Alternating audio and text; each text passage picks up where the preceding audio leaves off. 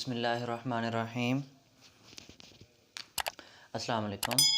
आज का जो हमारा लेक्चर है that is chapter number 8 and chapter का नाम है हमारे पास मोर ऑर्गन सिस्टम्स। मोर ऑर्गन सिस्टम्स। अब ये ऑर्गन सिस्टम क्या होते हैं? अगर आपने छोटी क्लासेस में पढ़ा हो तो हमारे पास ऑर्गन्स की डिफ़ाइन थी, ठीक है।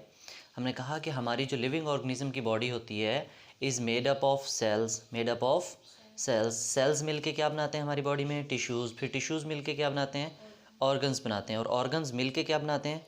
ऑर्गन सिस्टम बनाते हैं। क्या बनाते हैं? इसका मतलब ये हुआ कि जब हम ऑर्गन सिस्टम की बातें करेंगे तो हम कहेंगे काफ़ी सारे ऑर्गन्स मिलके क्या बनाते हैं? ऑर्गन सिस्टम बनाते हैं। क्या बनाते हैं?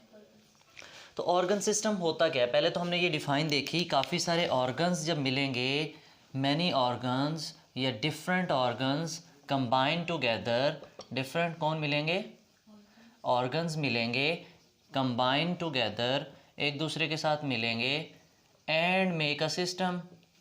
And make a system. काफ़ी सारे ऑर्गन एक दूसरे के साथ मिलेंगे और एक सिस्टम बना देंगे, ठीक है।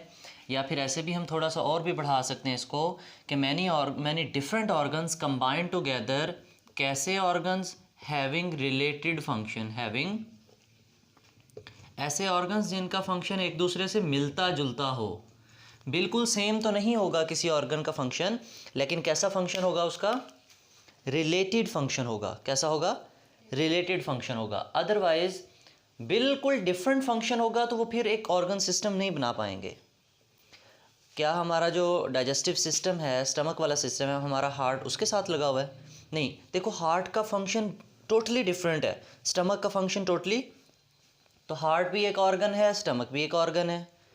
तो अब ये दोनों जो ऑर्गन्स हैं ये डिफरेंट जो है वो हमारे पास सिस्टम्स में है। उनका फंक्शन भी बिल्कुल क्या है? अगर रिलेटेड फंक्शन होता, एक दूसरे के साथ मिलता जुलता होता तो अल्लाह पाक उन्हें एक ही ऑर्गन सिस्टम में फिट कर देते, ठीक है। तो ये तो हमारे पास हो गई ऑर्गन सिस्टम की डिफाइन कि डिफरेंट ऑर्गन्स कंबाइन टुगेदर। कैसे organs? Having related function and make a system called organ system. What is the need of organ system? What is the need of organ system? कि हमारी body में organ system की need, ज़रूरत क्यों है जी?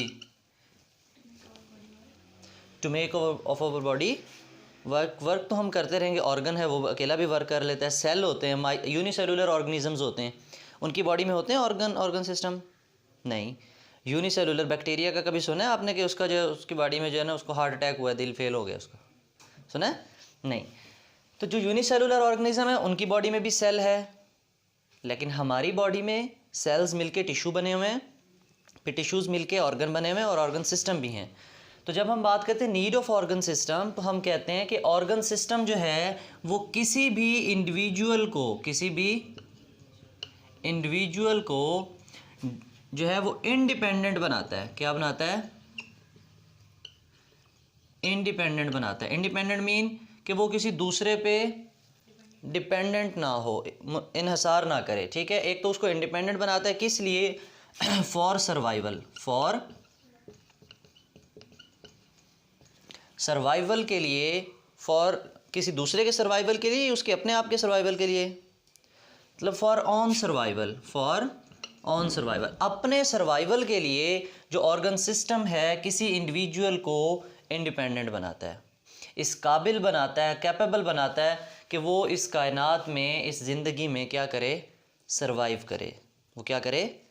तो अगर हमारी बॉडी के अंदर ऑर्गन सिस्टम नहीं होंगे, इसका मतलब ये है कि बहुत से ऐसे फंक्शंस होंगे जो हम अपनी बॉडी के लिए ख़ुद परफॉर्म नहीं कर सकेंगे। तो फिर हमें किसी दूसरी चीज़ के ऊपर डिपेंड करना होगा किसी दूसरी चीज़ के ऊपर डिपेंड करना होगा। तो एज अ रिज़ल्ट हमारा फिर सर्वाइवल भी उन्हीं चीज़ों के ऊपर डिपेंडेंट होगा। हमारा सर्वाइवल भी उन्हीं चीज़ों के ऊपर डिपेंडेंट होगा।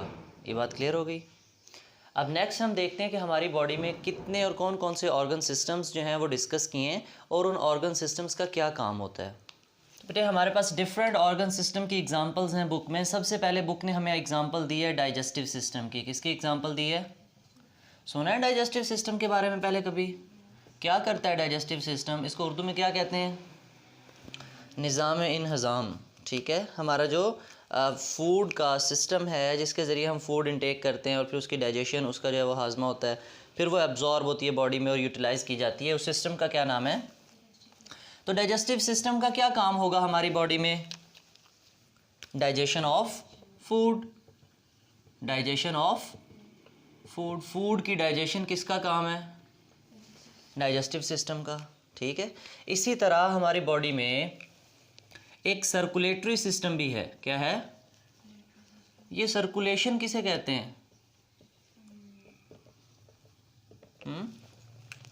देखें, सर्कुलेट करना, किसी चीज़ का मूव करना।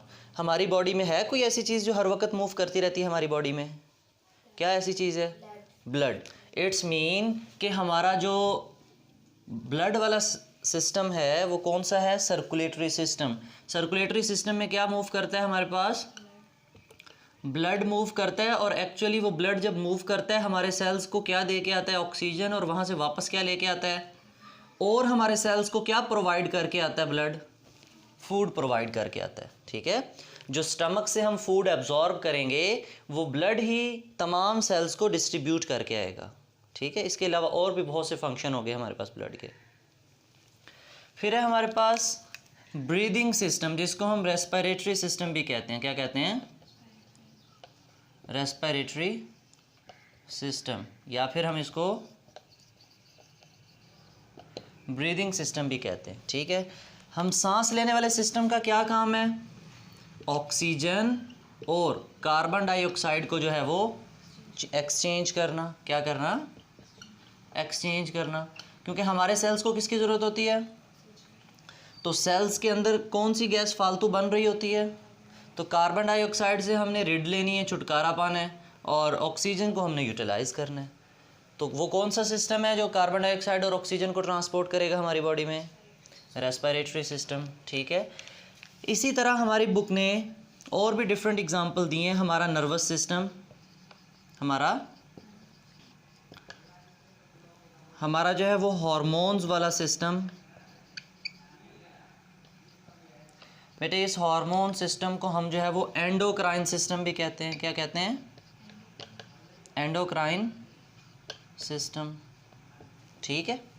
इसी तरह हमारे पास स्केलेटल सिस्टम भी है। कौन सा सिस्टम है? स्केलेटल सिस्टम है, ठीक है। अब ये जो नर्वस सिस्टम है ये हमारी बॉडी में कौन सा होता है? हमारा ब्रेन वगैरह।